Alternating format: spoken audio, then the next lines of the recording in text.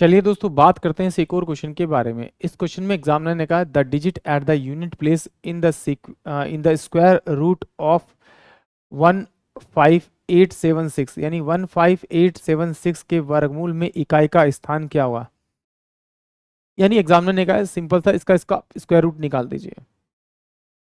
अब square root निकालने का एक तरीका होता है, चलिए आइए उसके बारे में बात करते हैं। क्या तरीका होता है कि जिसका हमें स्क्वायर रूट निकालना होता है उसका यूनिट नंबर को चेक करते हैं। अब यूनिट नंबर यहाँ पे 6 दे रखा है, तो ऐसे कौन कौन से नंबर है जिनका स्क्वायर करूं उनका इकाई का यानी कि यूनिट नंबर मेरे पास में 6 आ जाए। तो एक तो मेरे पास होगा आपका 4 और दूसरा होगा मेरे पास में आपका 6। या तो उसका यूनिट नंबर 4 होगा या उसका यूनिट नंबर मेरा 6 होगा। अब देखिए अब क्या करना है, उसके बाद आपको 2 डिजिट काट देनी है।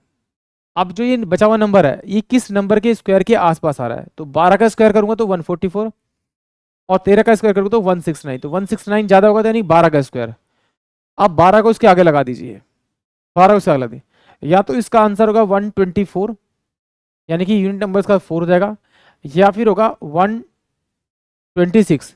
तो अब ये पता कैसे करेंगे कि इसमें से कौन सा इसका आंसर है। तो क्या करना है आपको, ये जो आपने आगे 12 रखा है यानी 12 रखा है इसको अगले नंबर से मल्टीप्लाई कर दीजिए।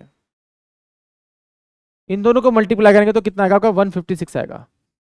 अगर ये अंदर वाला 3 डिजिट का जो नंबर है ये अगर इस वाले से बड़ा है तो आपका बड़े वाला इसका आंसर होगा, यानी स्क्वायर रूट जो होगा इसका वो बड़े वाला होगा यानी कि 126 होगा। अगर ये छोटा है तो छोटे वाला का।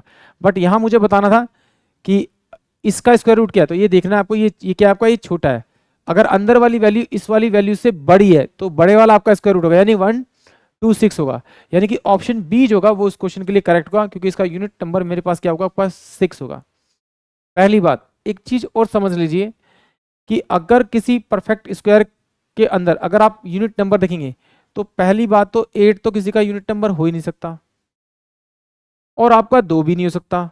तो इसका मतलब ये वाला और ये वाला तो हो ही नहीं सकता, इसका आपका 7 भी नहीं होता, आपका 3 भी नहीं होता।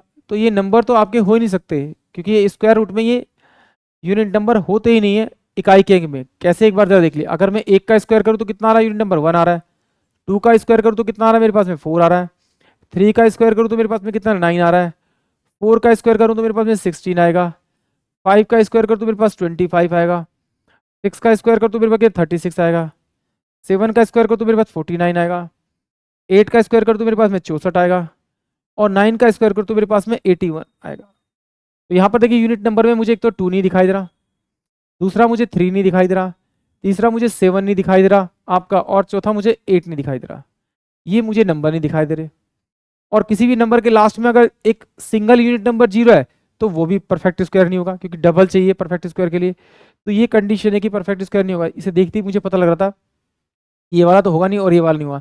अगर इन दोनों में से कोई एक और ऐसा ही होता, इनमें से कोई एक नंबर होता, तो मैं डायरेक्ट अपना आंसर देता, सॉल्व नहीं करता। आई होप आप सभी को क्वेश्चन समझ में आया होगा। अब चलिए बात करते हैं नेक्स्ट क्वेश्चन के बारे में।